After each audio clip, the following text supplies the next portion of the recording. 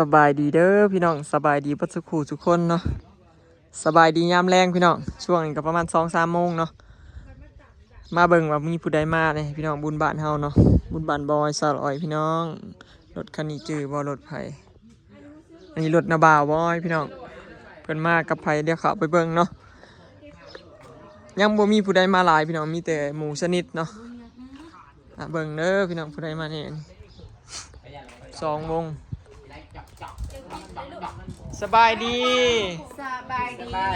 ทีมงานเขามากันครบแล้วพี่น้องขาดแต่เจ๊ตุ้ยเนาะกับไผ่เบิร์ดละตีเจ๊เจี๊ยบจะแจ๊บ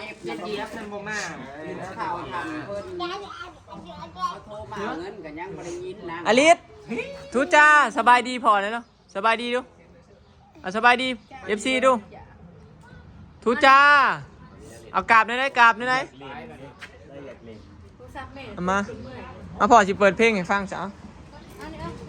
ดูดีแล้วพี่น้องเฮ้ยเป็นส่งคานค่ะเปลี่ยนส่งเปลี่ยนทรงใหม่แล้วบอลใหม่ได้ปุ๋ยมื้อนี้เจสีพี่น้องอันไอริโอแล้วก็เบาเอื้อเบาน้ำเบาอาดเนาะมาแวเล่นน้ำบุญบ้าน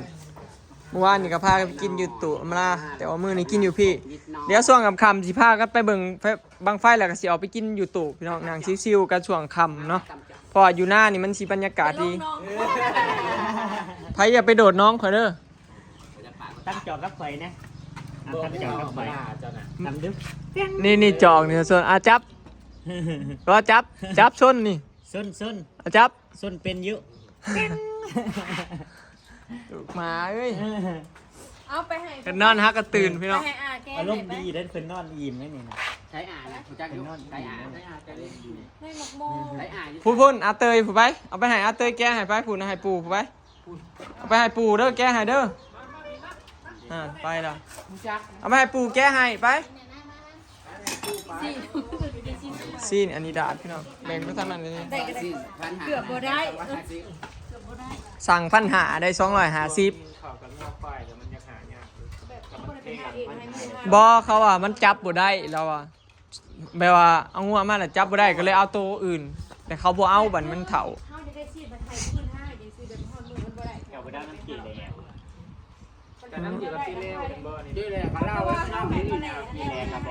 สั่งก็ไม่ทะเลแล้วเริ่มไม่ทะเลไปเอาน้ำข้าวเจ้า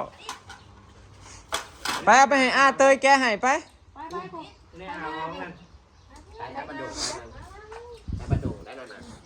ลูกลานบดงบ่ไปพูดเอาไปให้อาแกให้มาสมนะไปพี่น้องทั้งนี้ก็มาแล้วเนาะเซตบอกคุณมือเศร้าเพราะว่าเมื่อวานนี่ฮะก็เห็นน้ำข้าวปุ้นเห็ดจนคำจังได้แล้วก็เลยบอกมือสุดท้ายซะกินกันมือสุดท้ายเนาะมีนาบ่าวบ่อ้อยแล้วก็นาสาวพี่น้องแล้วก็น้องแล้วก็อีพ่อใบเตยเนาะพากันมาเพราะว่ารอบก่อนกับบุญบ้านบ่อ้อยเขาเจ้าก็มากันพี่น้องบอกเบิดแต่ว่าคือบอกให้บอกเรากันเบิดแล้วแหละแต่ยังไม่ได้มีไผมามีแต่ชุบเจ้าบ่เห็นชาวบ่หน่อย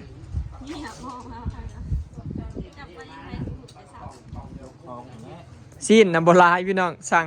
ได้หน่อยแสงดิอ๋อใน6 โมงนะบ่มีหันสกองอลิศกับบริยานนะจื้อลืมไปแล้วให้ปูแก้หายบ่มันเป็นอะไรมันหวานบอกเอา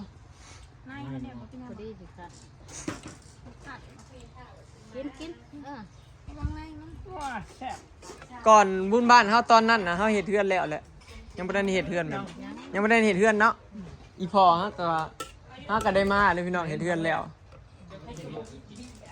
พอมาสุดก่อนยังไม่ได้เห็ดเทือนเด้นั่งกินกันอยู่นี่เนาะมารอบนี้แล้วพอดีเทือนแล้วบุญละ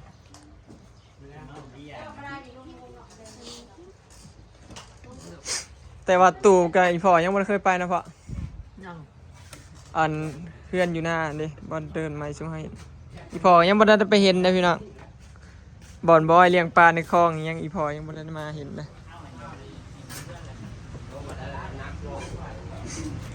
เอากินข้าวปุ้นกันมีข้าวปุ้นแล้วก็ขนมพี่น้องซีนนะได้โบราณเนาะขนมมก อีเมห่อกับสลอยคืน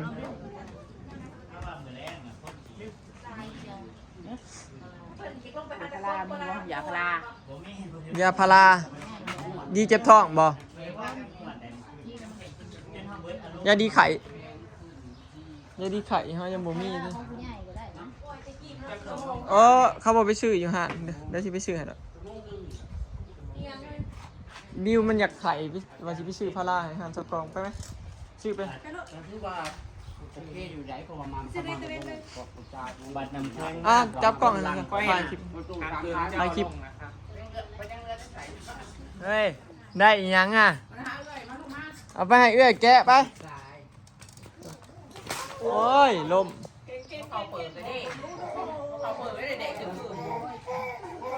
อย่าไปท่วงสิล่ะ ถ้าจะส่งให้ฉันแล้วเขาเปิดมาเขาเปิดไม่เนี่ย อย่าไปเตะอย่าไปท่วงแม่งลมเชยอยู่ท่วงละหายแล้ว ว่าพัดลมจะปลูกว่านน้ำก้อนกับทั่วแดกคือเลือดออกเลยเนี่ย ข้าวเพทายาน่ะมีเพนเทน ก็คือใช่กับสิส่งให้ยาวให้มัน ไปใส่ยามีเพนเทนนะให้มันจังขีบ่เป็นแป้วแม่เป็นแป้วบนเสื้อขาว อยู่กับมือ ที่นั่งเล่นยังหัวกันอยู่นะพี่น้อง อันเบิร์ดในทีมนี่เขา บ่เล่าอีกแล้ว มื้ออื่น บ่ได้เล่าอีกเนาะ อยากมาตูดอีกโอ้ยมาโลดมื้อแรงข่อยสิพาเจ้ากินฮอดมื้ออื่น โอ้ยอื่นมาล่างถ้วยช่อยนะบ้า นั่นแหละ ขนาดนั้นบ่ แดงแหละจังมือทางตัวแล้วแหละ ล้างถ้วยแล้วจังมื้อบ่ ว่านั่นแหละมืออื่นจะเป็นมือ เอ้าเว้าไรยายห่างว่าล้างถ้วยซอยแน่ มืดในมืดถอนดูแล้ว มื้ออื่นกะ ตู้เขาก็ไปตู้อยู่งานศพ โอ้ย อย่าหย่อนขึ้นดีพี่หย่อนงานดอกบ่ได้หวานได้ สองตัวเมียนี่ก็ได้ หมูต้ม เพิ่งบ่ได้สิเอาลูกอีก มึงดิ สิเอาเวลาได้มาเอาลูกไม่จะไปก็ไปบ่ได้มีเวลาเจอ น้องทำแหงอยากถามอยู่ บ่แม่นลูกหมูลูกม้าก็มีเด้ คันมันบ่รู้ใหญ่กว่าอันนี้แล้ว ลูกหมูข้าวอีกที บ่น้ำเสื้อบ่อยากแข็งแฮงมันลูกก็บ่อยากดี อ๋อมันบ่มีน้ำยา เอ้ย โหมันยักหมื่นบ่โซมนี่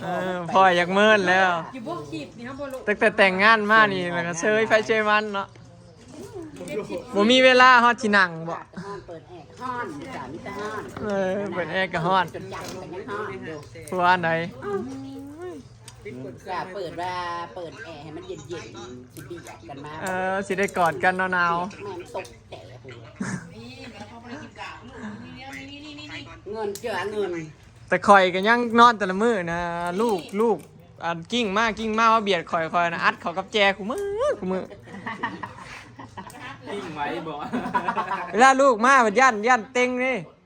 คดเขาเบ็ดเขา อลิมันยับไปครับ ยับมาเรื่อยแล้วมากอดส่วนลายเพิ่นสิมากอดข่อยเลยแล้วฮักเพิ่นฮักก็สิมันกอดแม่เพิ่นบ่เฮิงตะกี้มีแต่นอนมีแต่เบียดมาหาข่อย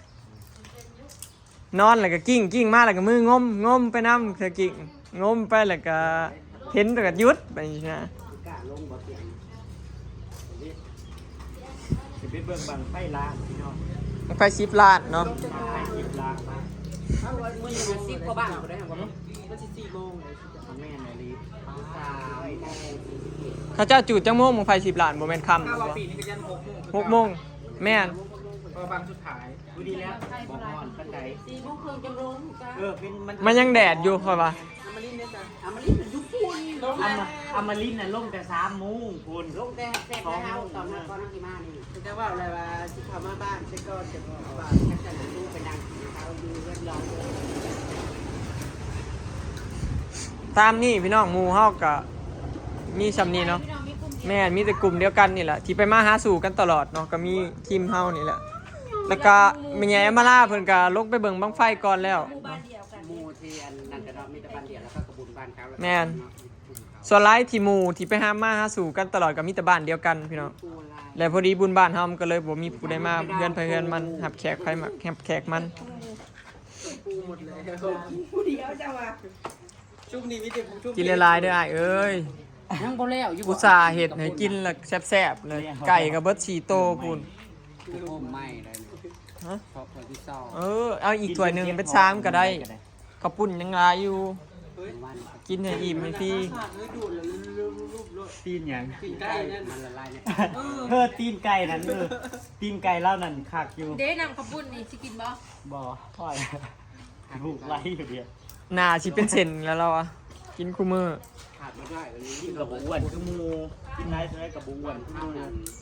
อ้วนนะได้กลางคืนก็เห็ดเวียกกลางคืนกลางเว้นก็เห็ดเวียก ขอบคุณ เราบ่มีเวลาพัก ไก่ก็หนู เป็นงานนะมีแต่ข้าวปุ้นเนาะอันเนาะอันนึงนะ เนาะ ขาดบ่ได้คือข้าวปุ้น พอดีเด้อ เอาขมวนนี่ดิขมวนมาแล้ว พูดอลิสอยู่พูดพี่น้องลิสเอ้ยอยู่กับไผฮะอาบิวกับไข่บ่พูดเอาน้ำยาพูดปะ นี่ พูดบ่เนี่ย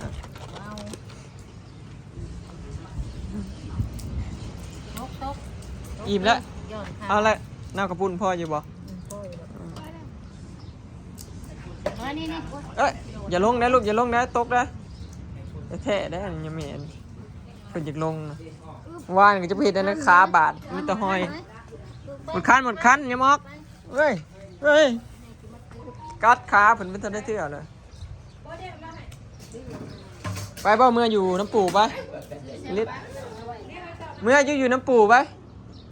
บอกปูรู้สิเมื่ออยู่บ่เมื่อนอนน้ำปูจัก2-3 มื้อพรในสายอยู่เพื่อนมันได้มาเบิ่งจุเจ้าจะลงเบิ่งบังไฟอยู่บ่บังไฟ10 ล้านจุดว่างสุดท้ายจุดโซ่สุดท้ายแต่ส่วนร้ายนะมีแต่บังไฟ6 โลบ่มีบังไฟแสนบังไฟล้านบ่ร้ายเขาบ่ได้เฮ็ดแข่งนักบ้านเฮาเขาบ่ให้โปรยเขาหยุดให้โปรยแล้วเพราะว่าคนมันต่ำกันดิสุรวุ่นวายอยู่เด้เสียเวลาเขาจูดอีกเลยบางคนก็ยื้อสิเอาเงินผันคนบางคนก็แล่นต่ำล้มง่ายปะง่างสินะ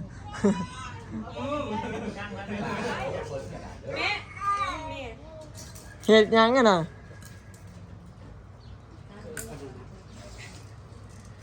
ดื้อ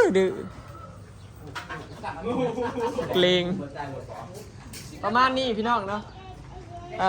ญาติพี่น้องบ่แล้วก็หมู่เนาะมาเล่นน้ำมือนี่เนาะกับประมาณนี้พี่น้องบ่หลายเพราะว่าหมู่เสื้อลายกับบ้านเดียวกันเนาะแล้วก็หมู่เดียวกันนะโอเคเนาะพี่น้องคลิปนี้ก็สิขอเก็บภาพบรรยากาศสำนีเด้อเนาะพี่น้องไปแล้วสบายดี